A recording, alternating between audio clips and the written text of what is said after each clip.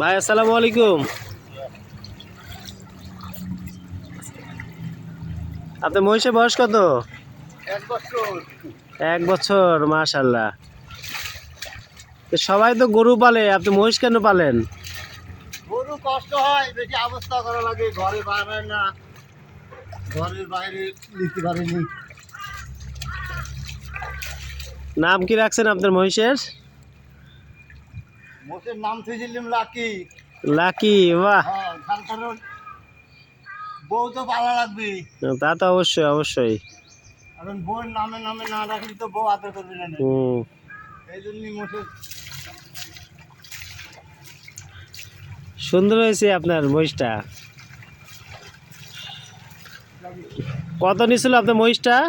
হ্যাঁ, মহিষটার দাম কত নিছিল? কত দিয়ে কিনেছিলেন? ৭৩,০০০ দিই। ৭৬,০০০ টাকা, মাশাআল্লাহ। প্রতিদিনই গোসল দেওয়ার না? না, একদিন বাদে বাদে দিই। ঠিক আছে না এমনি।